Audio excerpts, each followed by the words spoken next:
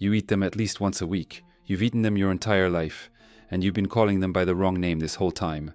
Welcome to the Food Files. Today's case, French fries, or as we should probably call them, Belgian fries, Peruvian fries, or maybe just the world's most successful food lie. Before we get into it, drop a comment right now.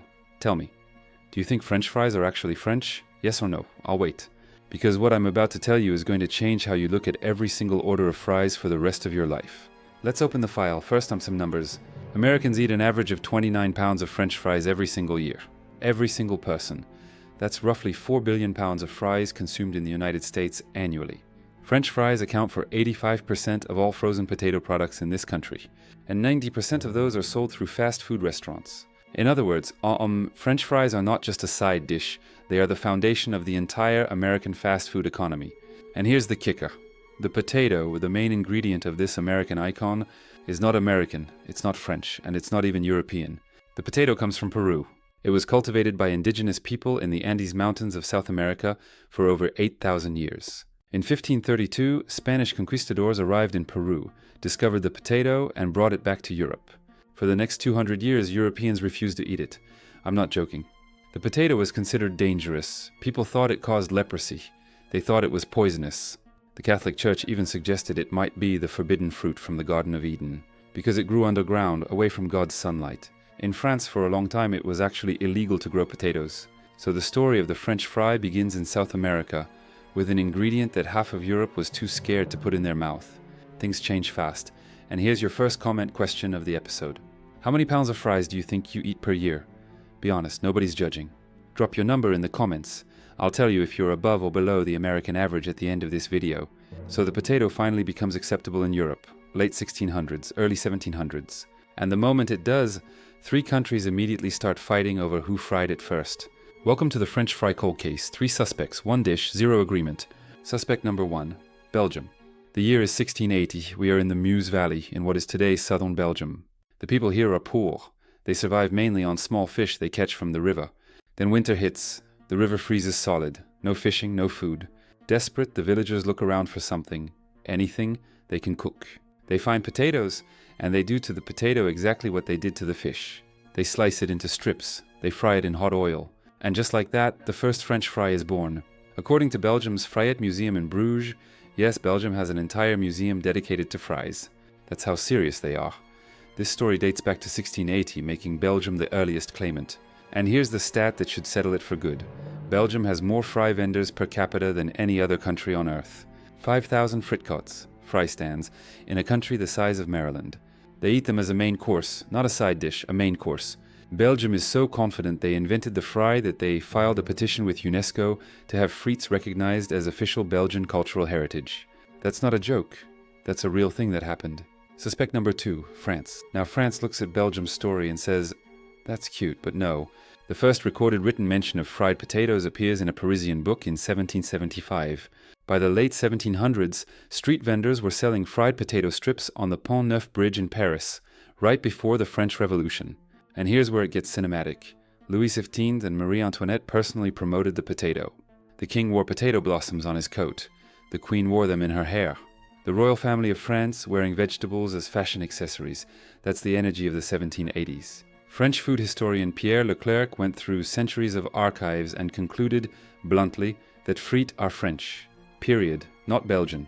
French. So now we have France and Belgium in a centuries-old screaming match over a fried potato. Suspect number 3, Spain. Both France and Belgium are going to hate this.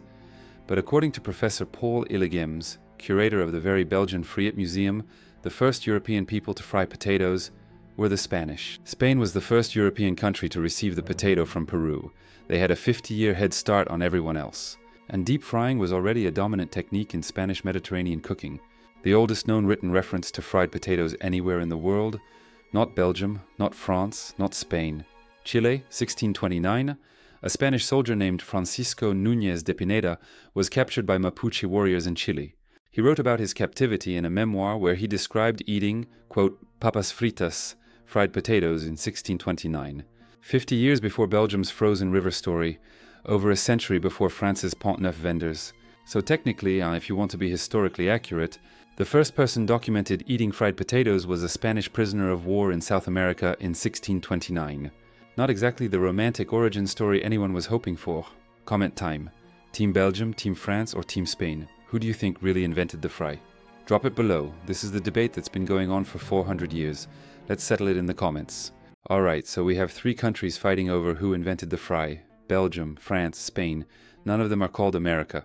So how did we end up calling them French fries? The answer involves a founding father, a world war, a geographical misunderstanding, and one of the greatest naming accidents in food history. Let's start with Thomas Jefferson. The year is 1784. Thomas Jefferson, 3rd President of the United States, author of the Declaration of Independence, leaves for Paris.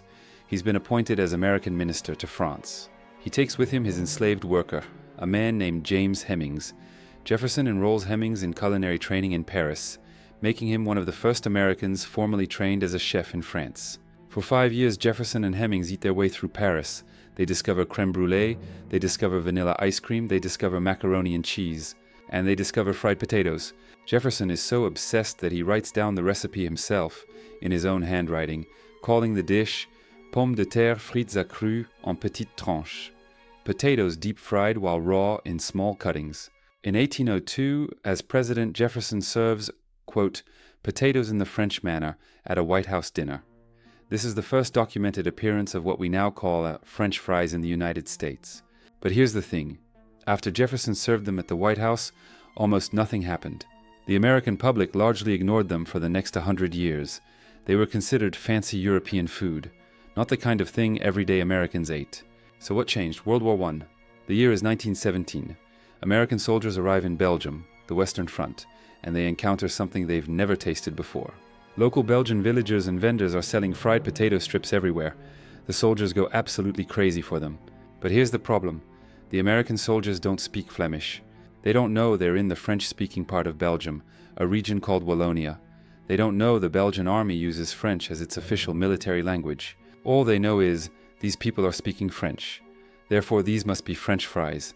They were in Belgium, eating Belgian food, and called it French. When those soldiers came home after the war, they asked for French fries everywhere they went. Diners, restaurants, street stands. The name exploded across America. By 1927, the U.S. Department of Agriculture had officially defined French fried potatoes in its food glossary. The mistake was now federal policy. And here's where it gets even more interesting. Some food historians argue the name has nothing to do with France or Belgium. The word French in cooking is actually a technique term. Frenching means cutting food into long, thin, even strips, a julienne cut. So French fried potatoes might simply mean thinly cut fried potatoes, with the capital F being a massive historical coincidence. Either way, the name stuck, and Belgium has been furious about it ever since. Comment question.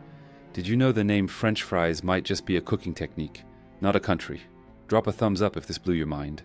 And tell me, what would you rename them? Belgian fries, Peruvian fries, something else entirely? Best answer gets pinned.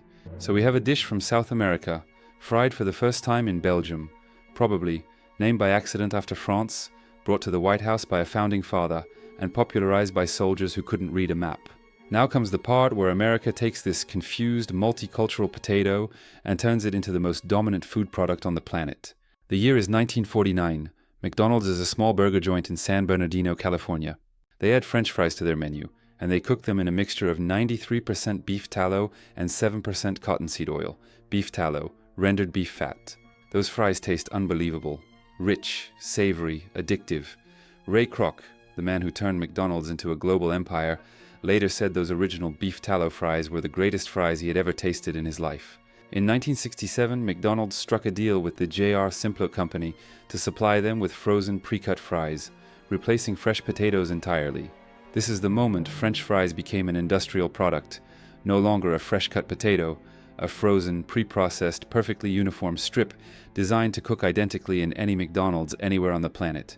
By 1980, McDonald's was the single largest buyer of potatoes in the United States. But then, something happened. In the late 1980s, a health campaign began targeting McDonald's for using beef tallow in their fries. The National Heart Savers Association launched a public crusade calling McDonald's fries a cardiovascular disaster. McDonald's buckled. In 1990, they switched from beef tallow to vegetable oil. And here's where it gets scandalous. To make the fries still taste like the original, still have that savory, beefy flavor, McDonald's added something called natural beef flavoring to the oil. The fries were no longer cooked in beef, but they were flavored with beef. And McDonald's marketed them as vegetarian. In 2001, a class action lawsuit was filed. Hindu and vegetarian consumers were furious. They had been eating what they thought were meat-free fries for years. In 2002, McDonald's paid $10 million to settle the lawsuit. $10 million for fries. The most consumed side dish in human history was at the center of a multi-million-dollar lawsuit about what was secretly inside it. And here's the final twist. After everything, after 400 years of history, 3 countries fighting over the origin, a founding father obsessed with them, soldiers naming them wrong, an industrial frozen revolution, and a $10 million deception, Belgium is still petitioning UNESCO to officially recognize frites as Belgian heritage. They just want the credit. That's it. That's all Belgium wants. And America, the country that took their dish, named it wrong, froze it, added secret beef flavoring, and sold it to the entire world, is still calling them French fries. So the next time you order a large order of fries and someone asks, "Do you want fries with that?" remember, you're eating a Peruvian root vegetable fried by Belgians named after the French by confused American soldiers, frozen by a potato farmer from Idaho, flavored secretly with beef sold to you by a company that paid $10 million to settle a lawsuit about it.